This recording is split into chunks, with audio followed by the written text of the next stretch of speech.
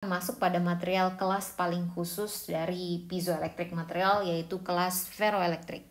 Ferroelectric material adalah pyroelectric dan memiliki sifat pyroelectric dan piezoelectric material dengan tambahan satu kriteria khusus, yaitu arah polarisasinya bisa diganti dengan diberi medan listrik. Contohnya di sini kita bahas sebelumnya barium titanate yang memiliki polarization di bawah temperatur Curie'nya. Nah, nanti arah polarisasinya bisa diubah ya dari atas ke bawah menjadi bawah ke atas dengan memberikan medan listrik. Jadi hal-hal yang menyebabkan kenapa polarisasi di ferroelectric material ini unik adalah karena mekanisme polarisasinya yang menggunakan mekanisme ionic polarizations, dan pada saat ini terjadi ada ion-ion yang bergeser terhadap perubahan medan listrik. Dan bergesernya ini dalam satu arah, dan pergeseran ini tidak akan hilang setelah medan listrik ini dilepaskan dari material ferroelektrik tersebut. Jadi ini yang perlu Anda highlight. Jadi ketika dia terpolarisasi, dia nggak akan dengan diberi medan listrik, dia tidak akan hilang setelah kita lepaskan medan listriknya. Ini yang menyebabkan dia bisa dibalik, gitu. Karena setelah dilepas dia masih di sana aja gitu arahnya. Sehingga material ferroelektrik ini memiliki hysteresis loop ketika diberi variasi medan listrik. Material non-ferroelektrik tidak akan memiliki, yang bukan ferroelektrik tidak akan memiliki hysteresis loop. Pada gambar ini ditunjukkan hysteresis loopnya dari ferroelektrik material. Jadi kita mulai di sini ya, mulainya itu dari sini. Pada saat polarisasi 0 dan electric field 0 ya, jadi di sini arahnya kacau ya. Jadi Anda bisa bayangkan di sini arahnya ke atas, ke bawah, ke samping, ke kanan, semuanya sama besar, akhirnya 0. Dengan memberikan polarisasi ke arah kanan, misalnya kita kasih E ke sini, maka akan dicapai saturation polarizations di mana seluruh dipole moment akan mengarah ke satu arah, yaitu di sini. Ini adalah saturation polarization. Dari titik ini medan listrik kita lepaskan. Jadi kalau kita lepaskan, seharusnya dia balik ke bawah sini lagi. Ya. Tapi pada material ferroelektrik ya,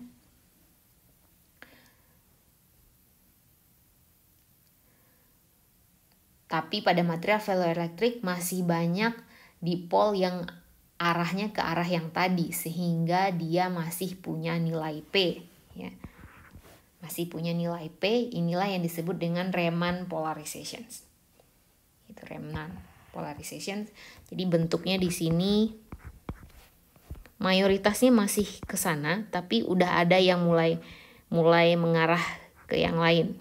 Jadi makanya nilainya agak turun dikit dari nilai saturation polarizations. Ya. Sekarang jika nilai E ini kita balik arahnya secara pelan-pelan. Kita balik arahnya ke arah sini. Ya. Maka kita akan sampai pada satu titik yang dimana dipolnya saling cancel. Jadi ini kita di titik ini sekarang. Ini adalah besaran electric field yang dibutuhkan untuk menghilangkan polarisasi dari sebuah material ferroelektrik. Ini yang disebut dengan coercive field, yang merupakan kemampuan untuk menolak terjadinya depolarisasi. Jadi kalau diberi electric field di atas angka ini, depolarisasi atau akan terjadi, di mana nilai polarisasinya sama dengan 0 karena dipolnya saling cancel. Jadi kalau misalnya Anda kasih nilai di bawah coercive field, Anda masih punya nilai polarisasi. Tapi kalau Anda kasih nilai sebesar coercive field, dipole moment Anda akan saling cancel. Jadi kalau kita perbesar lagi angkanya, jadi kita teruskan lagi ke sini medan electric fieldnya, maka akan dicapai saturation polarization yang terjadi di arah yang berlawanan. Lalu kalau kita rubah lagi arahnya, kita dari sini kita balik ke sini, rubah lagi arahnya, di sini kita sampai lagi pada remnant polarization di bagian yang negatif.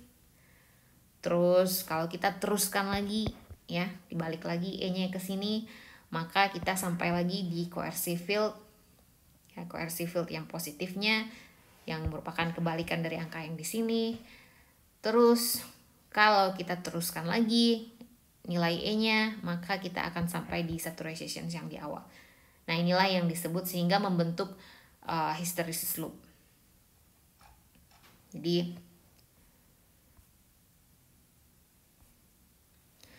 kegunaan lainnya adalah aplikasi dari ferroelectric material, salah satunya adalah EFRAM yang merupakan salah satu jenis random access memory yang menggunakan polarization state dari material ferroelectric dalam menyimpan data.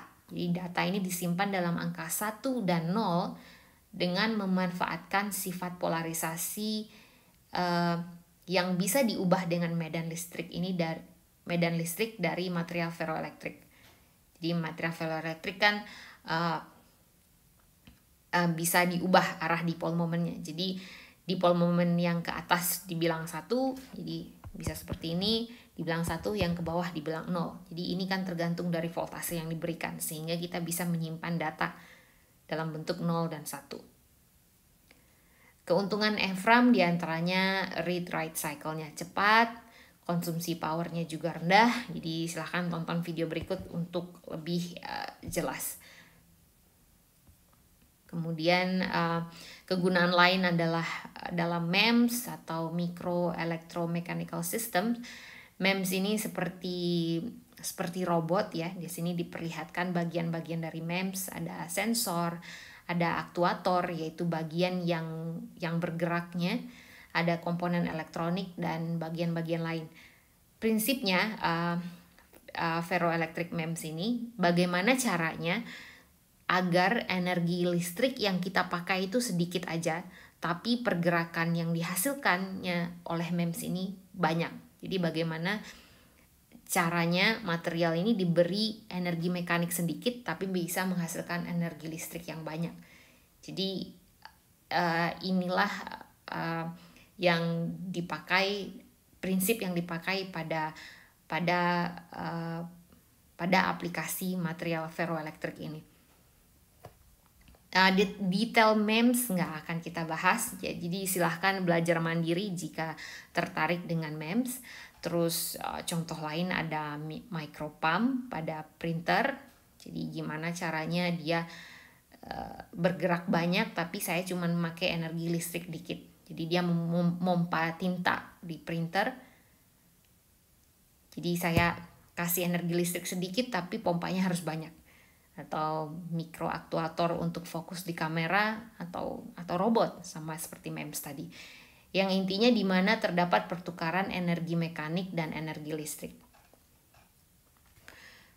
Nah, di sini diberikan lebih banyak contoh lagi bagaimana kita bisa memanfaatkan konversi dari dua bentuk energi ini dengan menggunakan material piezoelektrik. Misalnya dalam harvesting energi, Anda lari-lari, lompat-lompat, nanti energi ini bisa dirubah oleh material piezoelektrik ke energi listrik. Atau bahkan menggunakan angin, pergerakan air, bahkan ketika kita bernafas.